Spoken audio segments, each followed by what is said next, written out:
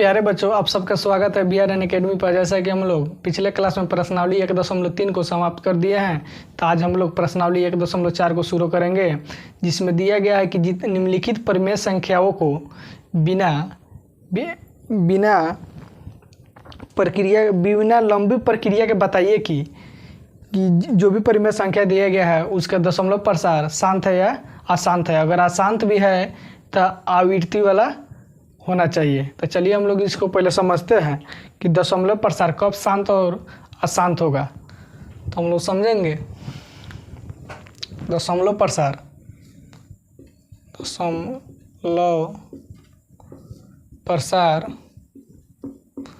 इस दशमलव प्रसार कितने प्रकार का होता है। तो दशमलव प्रसार ये होता है 2 प्रकार का। तो 2 प्रकार का होता है। तो एक में होता है शांत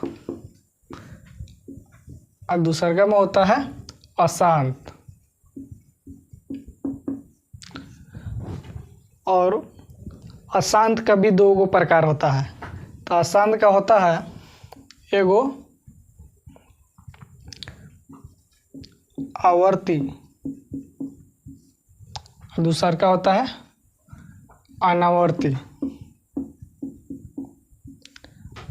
तो आवर्ती है तो जो ये आवर्ती जो आएगा दशमलव प्रसार अशांत जब आएगा तो ये क्या होता है, ये हमेशा आएगा परिमेय संख्या।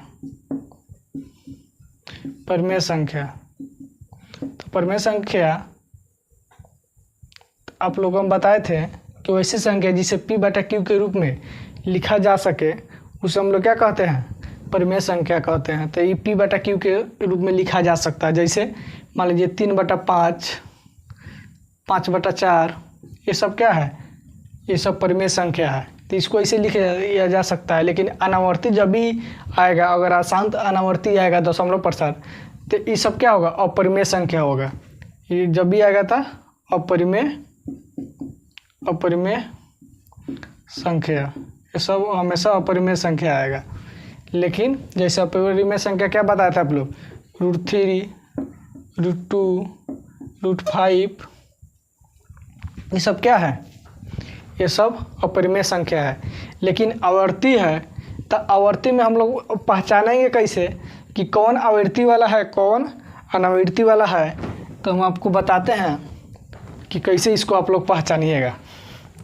तो पहले समझिए दशमलव प्रसार किसी भी संख्या का, जो भी संख्या जो परिमेय संख्या दिया गया रहेगा उसको पहले हम लोग P/Q में तो वो संख्या दिया रहेगा। जैसे मान लीजिए 7/2 ही है तो क्या है, P/Q में Q के रूप में दिया गया है।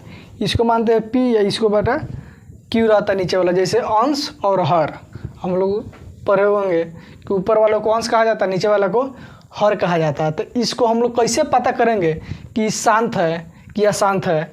अगर अशांत है तो किस में आएगा, आवृत्ति वाला में आएगा कि अनावृत्ति वाला में आएगा। देखिए हम लोग पता कैसे करते हैं। तो इसका जो हर रहेगा, सिर्फ हर, तो हर को हम लोग इसका अभाज्य गुणनखंड निकालेंगे। जैसे इसके पहले क्लास में आप लोग को बताए थे अभाज्य गुणनखंड कैसे निकाला जाता है, तो उसी तरह अभाज्य गुणनखंड निकालेंगे। अगर जैसे 2 का अभाज्य गुणनखंड निकालिएगा आप लोग, तो 2 से भागा दीजिएगा तो एक मरतबा ही कट जाएगा। तो जब इसका आएगा अभाज्य गुणनखंड क्या आएगा, 2/1। तो वैसी संख्या जिसके अभाज्य गुणनखंड निकालने पर उसका अभाज्य गुणनखंड 2n गुने 5m के रूप का होगा, तभी वो संख्या क्या होगा, शांत होगा। उसका दशमलव प्रसार शांत होगा। अगर उस रूप का नहीं होता है तो उसका दशमलव प्रसार क्या होगा, अशांत होगा। मान लीजिए अगर 2/1 हुआ चाहे 5/1 हुआ, तो ये सब क्या आएगा, जब भी होगा तो शांत वाला होगा। अगर इसी में अगर इसका अभाज्य गुणनखंड किसी भी संख्या का अगर निकाले, अगर उसमें 3/1 आ गया चाहे 7/1 आ गया, तो ये सब क्या हो जाएगा, अशांत वाला में हो जाएगा। तो ये सब आप लोग को याद रखना जरूरी है। याद नहीं रखिएगा तब तक आपको मालूम नहीं चलेगा। और मान लीजिए अशांत में आ गया, तब अशांत अगर हो गया तो जब मान लीजिए कि 2/1 गुने 5/1 और गुने 3/1 आ गया, तो ये क्या हो गया, ये अशांत वाला में आया। तो अशांत वाला में आप पता कैसे करेंगे कि आवर्ती वाला है कि अनावर्ती वाला है।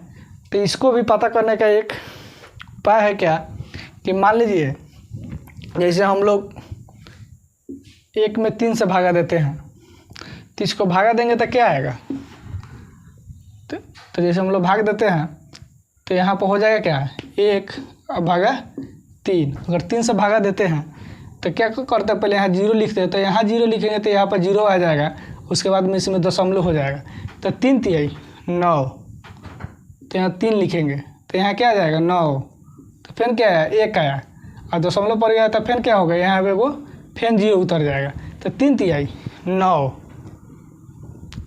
फिर यहाँ 9 लिखिएगा, फिर यहाँ 1 आएगा, फिर यहाँ 0 उतरेगा, तो फिर क्या आएगा 9। तो ये क्या है, इस संख्या ऐसी है जो जब 1 में 3 से भाग दीजिएगा तो हमेशा क्या आएगा, 3 हमेशा आते ही रहेगा, कभी भी ये संख्या समाप्त नहीं होगा। तो वैसी संख्या जब अंश में हर से भागा दिया जाए लेकिन वो संख्या कभी भी समाप्त ना हो और बार बार एक ही संख्या रिपीट हो, सीधा सीधी भाषा में समझिए कि जो संख्या बार बार रिपीट हो, फिर वही संख्या आया, फिर वही संख्या आया, तो बार बार वैसी संख्या जो बार बार रिपीट हो उसे क्या कहेंगे, आवर्ती वाला कहेंगे। अशांत होगा लेकिन आवर्ती वाला होगा, तो यही चीज़ है आवर्ती। तो हम लोग जैसे पढ़े हैं, आप लोग समझ लीजिए, जैसे 0.33 इस पर क्या रहेगा, ऐसे रहता है, तो इसको हम लोग क्या कहते हैं, रेकरिंग या बार कहते हैं।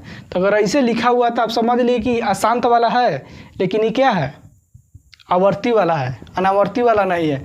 लेकिन अगर दूसरे किसी भी संख्या में आप जैसे भाग दीजिए, अगर भाग दे रहा है तो जैसे आएगा 0.1 2 5 7 6 3 डॉट डॉट अलग अलग संख्या आते रहे, मतलब जो संख्या बदल बदल के आएगा तो क्या आएगा, अनावृत्ति वाला में आएगा।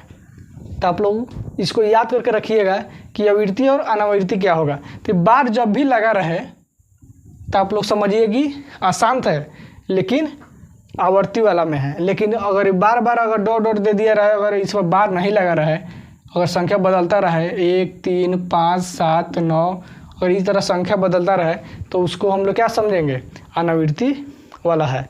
तो इतना समझिए कि अपरिमेय संख्याएं जितना भी होगा ना वो सब अनावृत्ति में आएगा, उसका दशमलव प्रसार अशांत होगा।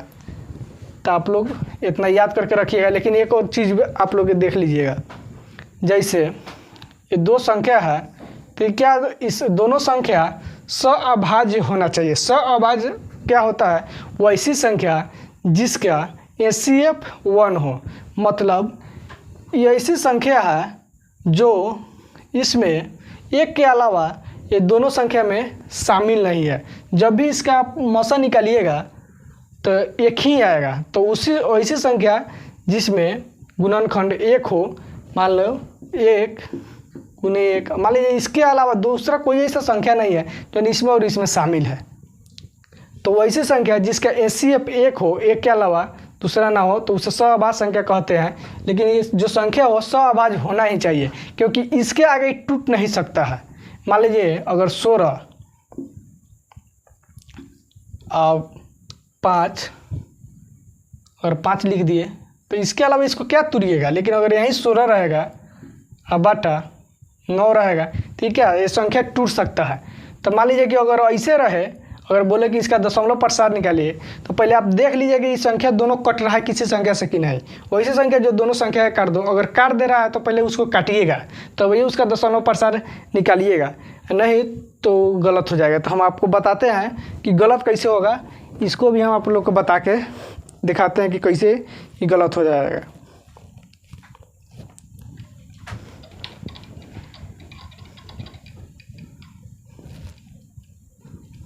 जैसे यहाँ देखिए आप, प्रश्नावली 1.4 में ही दिया गया है 6/15।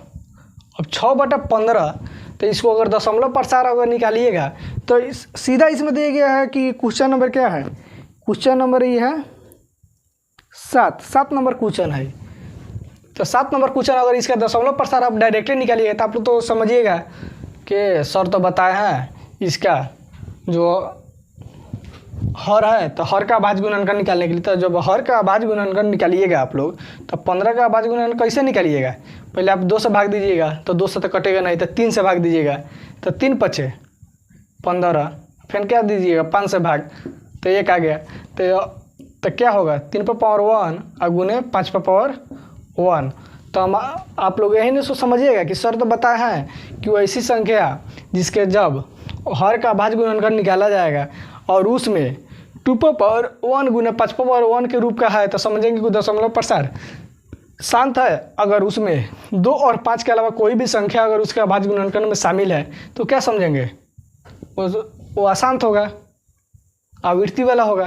तो इसमें तो 3^1 गुना 5^1 आया, तो जब इसका अभाज्य गुणनखंड ऐसे आ गया तो ये क्या है, हम लोग आप तो सब लिख दीजिएगा सीधे कि क्या है, अशांत है। लेकिन अशांत ये नहीं होगा। अब देखिए हम कैसे बताते हैं। आप यहाँ सीधे 15 का निकाले हैं, लेकिन इसको तोड़ कर देखिए तो 3 दूना 6 और 3 5 15, जब 2 बटा क्या आ गया, ये 5 आ गया। अब 2 बटा इसी 5 को अब आप लोग दशमलव प्रसार निकाल के देखिए। अब जब ये 5 का अभाज्य गुणनखंड निकालिएगा आप लोग, अब जब ये 5 का अभाज्य गुणनखंड निकालिएगा तो किससे भाग दीजिएगा, ये तो 2 और 3 से कटेगा नहीं, तो इसको क्या चीज़ से भाग दीजिएगा, 5 से। तो 5 एक मरतबे, तो ये क्या है, 5^1। तो जब 5^1 आ गया तो इसका अभाज्य गुणनखंड क्या है। तो हम यही ना चीज़ आपको बताया है कि जब भी आप अभाज्य गुणनखंड उस संख्या के निकालिएगा हर का, तो उसमें क्या 2 और 5 एक साथ शामिल हो, और नहीं तो 2 और 5 में से कोई भी संख्या एक शामिल हो। अगर उसका अभाज्य गुणनखंड में वही संख्या एक शामिल है तो उसका क्या होगा, दशमलव प्रसार हमेशा शांत होगा। अब देखिए 6/15 ही संख्या है, लेकिन इसको तोड़कर जब 2/5 आया है और इसका दशमलव प्रसार जब हम लोग निकाले हैं तो यहाँ क्या आया 5^1, तो ये क्या हो गया, यही ना आपको बताया है। तो 2n गुने 5m, अगर इस रूप का है तो जो m है और n है ये क्या है, अगर 5m है तो 5m जो है ना घात है। मान लीजिए m की जगह पर 2 4 5 7 10 कुछ भी हो सकता है, इसीलिए इसको m माना जाता है उसके घात पर के ऊपर, और इसको n माना जाता है। तो 5^1 ये क्या है, यही m है। तब जब ये m है तो यही चीज़ यहाँ बताया है कि 5m के रूप का अगर है तो ये क्या है, दशमलव प्रसार शांत होगा। तो क्या है, यहाँ देखिए शांत आ गया, यहाँ इसको निकाले हैं तोड़ कर तो शांत आया, और यहाँ निकाले तो क्या आ गया, अशांत आ गया।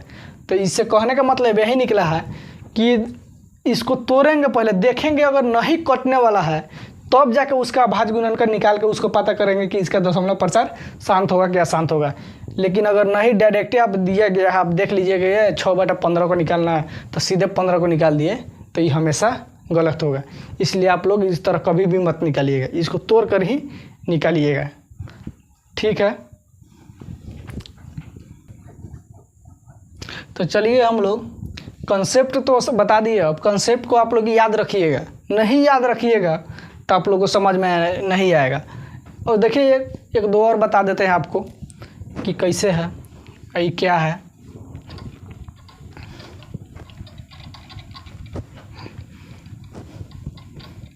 जैसे मान लीजिए 56, अगर 56 में हम लोग 99 से भाग देंगे तो अगर देना है तो आप कैसे पता करेंगे कि क्या है। मान लीजिए इसका दशमलव प्रसार शांत है क्या अशांत है, तब काट कर देखिए, कोई भी ऐसा संख्या नहीं है जो इसको और इसको दोनों को काट दे। 2 से काटिएगा, 3 से काटिएगा, जब भी कटेगा देखिए ऊपर वाला 56 से कटेगा और नीचे वाला 99 से ही कटेगा। दूसरा कोई ऐसा संख्या नहीं जो इसको काट सकता है। तो इसका मतलब क्या हुआ, अब नहीं कटेगा तब 99 का आप लोग अभाज्य गुणनखंड निकालिएगा। तो मान लीजिए कि इसको अब भाग देना है, तो अगर भाग देना है तो अब देखिए अभी क्या इस शांत वाला में आएगा क्या शांत वाला में आएगा, अब किस में आएगा आपको हम बताते हैं। जैसे आप लोग 56 में भाग दीजिएगा तो 56 में 99 से भाग दीजिएगा तो कटेगा तो नहीं, तब 99 से जब आप भाग दे रहे हैं तो यहाँ क्या हो जाएगा 0, तो यहाँ पर भी 0 उतार दीजिएगा। अब 99 से कितने मरतबा गुना कीजिएगा कि 560 के करीब और ज़्यादा नहीं होना चाहिए। तो मान लीजिए अगर 6 मरतबे गुना करते हैं तो मान लीजिए कि इसको 99 तो 100 मान लीजिए एक ही कम है, तो 100 में 6 से गुना कीजिए 6 से हो जाएगा तो ज़्यादा हो गया। तो इसलिए हम लोग इससे क्या गुना करेंगे, 5 से गुना करते हैं। तो जब 5 से गुना करेंगे तो यहाँ आएगा 9 5 45 के 5 हाथ में 4, 9 5 45 और 4 49, तो यहाँ हो जाएगा 495। अब घटाएंगे तो यहाँ 5 का 5 हो जाएगा।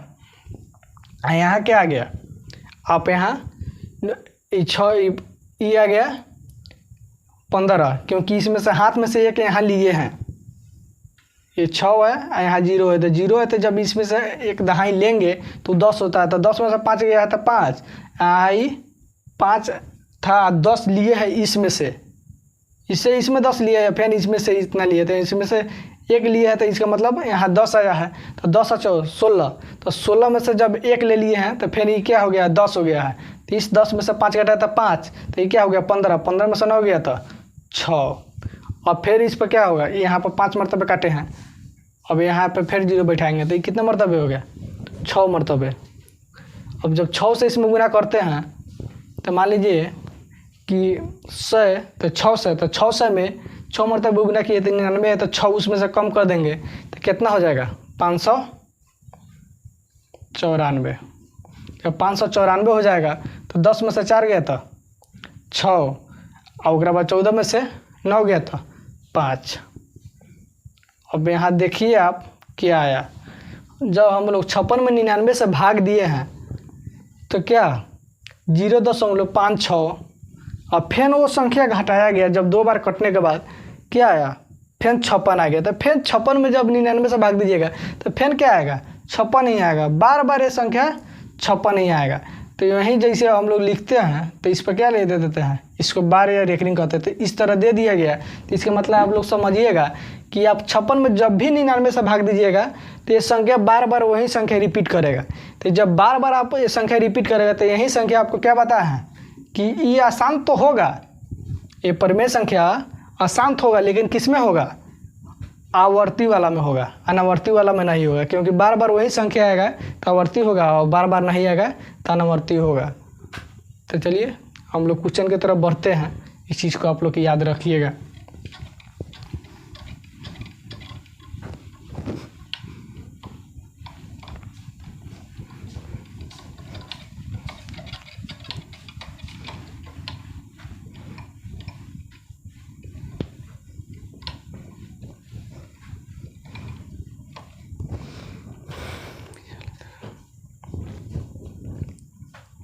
तो क्वेश्चन नंबर 1 में दिया गया है 1 का 1 में दिया गया है 9 1 10 का हिसाब है। चलिए 1 नंबर को हम लोग बनाते हैं, तो लिखेंगे यहाँ हल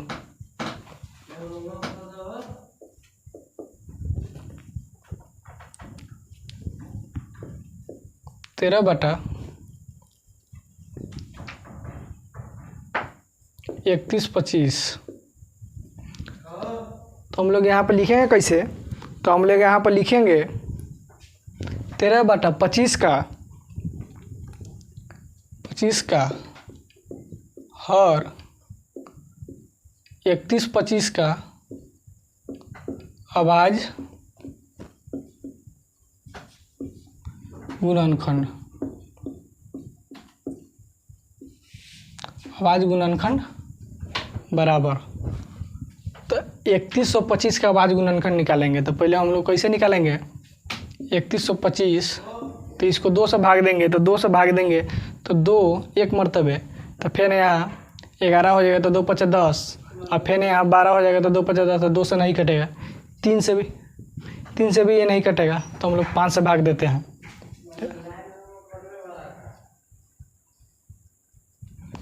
जब 5 से भाग देंगे तो 5 छक 30, तो यहाँ 30 हो गया, तो 30 तो 31 में से 30 गया तो कितना बचा 1, तो यहाँ हो जाएगा तो 5 छक तो 6, अब 1 पर क्या उतरेगा 2, तो 5 दूना 10, तो 10 तो 12 में से 10 गया तो कितना बचा 2, तो 5 दूना तो 2 मर जितना बार पढ़ेंगे वहीं लिखेंगे, तो 2, तो यहाँ फिर क्या हो गया 2 पर पाव 2 पर और 5, तो 25 हो गया, तो 25, फिर हम किससे भाग देंगे 5 से, 5 1 मरतबे, अब 5 दूना 10 और 25, फिर किससे भाग देंगे 5 से, तो यहाँ क्या हो जाएगा 25, अब फिर किससे भाग देंगे 5 से, तो यहाँ क्या आ जाएगा 5। तो इसका जब अभाज्य गुणनखंड निकाले तो क्या है 5 गुने 5 गुने बार 5 आया है। कितने बार 5 आया है? 5 बार। तो इसका जब अभाज्य गुणनखंड निकाले हैं तो 5 के अलावा कोई भी ऐसा संख्या इसमें शामिल नहीं है। तो इसके मतलब क्या होगा? यही चीज़ ना आपको बताया है कि जब इसका अभाज्य गुणनखंड निकालेंगे, क्या 2 और 5 हो, चाहे सिर्फ 2 ही हो, चाहे सिर्फ 5 ही हो, तो उसका दशमलव प्रसार क्या होगा? शांत होगा। तो यही चीज़ यहाँ पर लिखेंगे क्या? तो इसको आगे यहाँ पर बढ़ा दीजिएगा 5 ऐसे भी लिख सकते हैं। तो चूँकि 13/3125 का अभाज्य गुणनखंड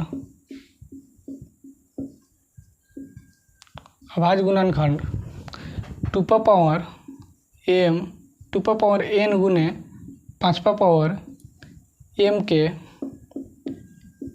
रूप का है।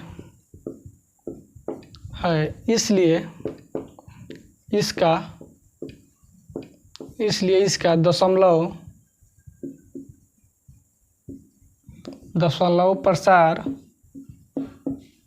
क्या होगा? शांत होगा। तो इसी तरह आप लोग बनाइएगा। पहले इसको लिखिए। देखिए, हम लोग को अंश से कोई मतलब नहीं है, हर का ही सिर्फ अभाज्य गुणनखंड निकालना है और उसी में देखना है कि 2 और 5 एक साथ है। और 2 और 5 के अलावा कोई भी संख्या अगर शामिल हो जाता है उसके अभाज्य गुणनखंड में, तो समझेंगे कि वो अशांत है।